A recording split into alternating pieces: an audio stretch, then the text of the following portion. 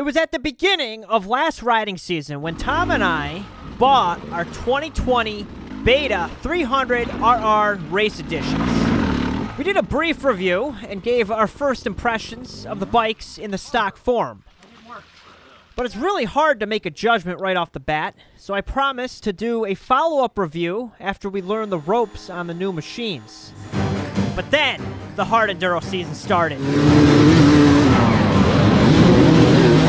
Due to the CV19er, races were rescheduled, making what was going to be a summer-long season into a condensed back-to-back-to-back-to-back weekends of hard enduro. We traveled over 7,000 miles in the course of a month, with no downtime in between. Last-minute repairs and general bike maintenance made for some late nights as we grinded to make it to all the races.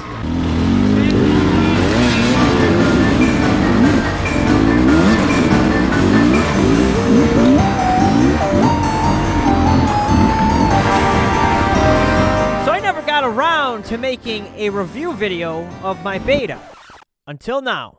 With any new bike, there is a learning curve that takes time to figure out.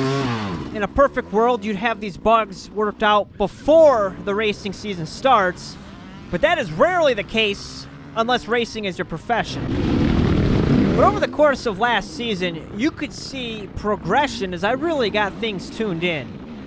So before I go into what I think about the Beta, let's talk about some of the changes I made to the bike throughout last season.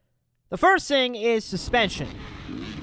I said this on my initial impression video. You cannot judge how a bike handles or feels without having the suspension properly set up for your weight and your riding style. Now, this is really a separate subject, so I don't want to get into the details here, but just know that I'm not running the stock velving. And that is a key detail when testing a bike. Oh, and by the way, to remove the rear shock, 4 bolts you have to take off. That's it. You got to take the silencer off, and then the 2 bolts holding the shock in, and you can snake it out between the frame. That's nice. The second change I made was the jetting. Not to a surprise, the stock jetting was very rich. This rich jetting caused a delay in power for those times when you needed a quick blip to loft the front wheel or shoot up a bank. So to clean up the jetting, I replaced the stock key-high needle with a Suzuki NECJ needle. This really improved the power delivery and cleaned up the bike a lot. And if you're looking for this needle, you can find it on an old RM250 parts diagram, and there's different tapers that you can get depending on your altitude and riding conditions. Also note, I did lean out the main jet. I want to say it's a 160 that I went to, but I can't quite remember. Number 3, turning radius. In the hard enduro world, turning radius is desired for the very technical maneuvering that is sometimes required. The solution, a pivot turn. Okay, but seriously, on the Beta, with the stop bolt screwed all the way in, allowing maximum turning, I still couldn't have my fork hit the radiator, meaning the stop bolts were limiting my turning radius, even when they're screwed all the way in. So basically, these nuts are too thick. So what I did is I ended up machining the nuts down to how I wanted them, and you can see a full video on my Patreon page about that, but there's many other ways to do it. You can put washers in there, shims, however you want to do it. It's just one of those things that's like, okay, this is low-hanging fruit for Beta to improve on, and I hope they fix it in the future. The fourth thing, and it's more personal preference, are my handlebars. I cut a 1/4 inch off each side, and since I'm a shorter rider, I really don't need the full width bars for my arm span, and it allows me to snake through the trees a lot better.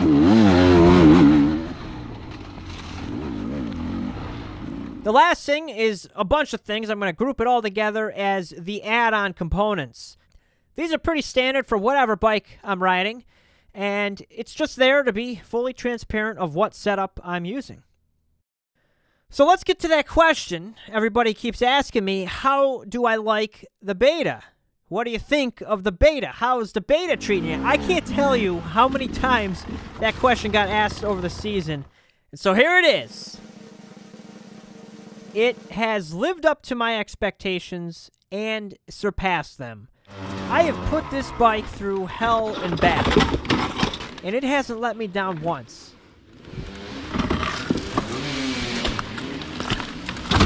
If you followed the adventure last year, you saw that I flooded the bike out when I first got it, breaking it in.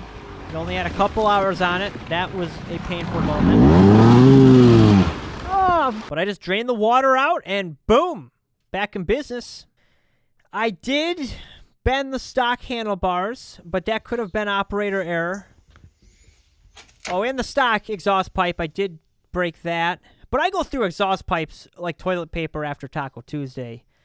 I did notice I cracked the composite subframe. The beta subframes are in 3 separate pieces, so it's not just one massive, expensive unit to replace, unless you're a real squid, Zacatech1.com, and destroy the entire thing in a loop-out accident. Overall, the bike has been really great. I've only got a few items that are really not deal breakers that I wish just were better. The first one being the nut situation I explained earlier, but that's pretty easy to resolve. The second thing was the onboard computer that comes with the bike. It wasn't the most reliable in my experience. The thing, yeah, it's reset. And I was hoping to keep the computer on so I could track the hours and my speed and all that. But it kept resetting, like full-on factory resetting, and I'd lose the engine hours. Of course, who am I kidding thinking I can have wires and a computer for the terrain I'm in? I throw my bike around. I don't ride on the road. So I went back to the old-fashioned tachometer here.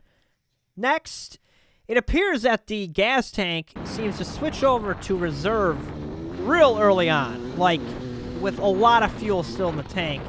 Not an issue, you just gotta plan for it, and it bit me in the butt once in a race. I typically always run on reserve. One time I didn't, and it ran out of gas, and I had to switch over mid-race. The other thing we noticed, and Tom comments on this quite a bit, the brakes seem strong. Stronger than the KTMs we used to ride. And I personally like it. I like strong brakes, very responsive. But it can be a little much, and it takes some getting used to. Something that can always be adjusted, and honestly, it's, I think, a good thing, but it's just something to note if you're in the market. So, overall, I have been super happy with my purchase. So happy that I'm buying a second one for 2021. Notice how I'm saying buying. I'm not sponsored. This isn't paid. This is me spending my hard-earned cash on a bike, and it better be good. So there was some rumor about me being a beta factory rider. That's a good joke. I'm kidding. No, I'm kidding about that. But I do want to thank Gary at Barnstormers Off-Road. He's been a huge help getting the bikes, getting the parts, and I honestly probably wouldn't be riding a beta if it wasn't for him. So hopefully this video draws enough attention that I can get some free bikes out of it or something. Factory beta, I don't know. No, I think I got to finish on the podiums if that's going to happen. But I'm looking forward to it. The season's about to start here in 2021. Can't wait to get out racing, get riding.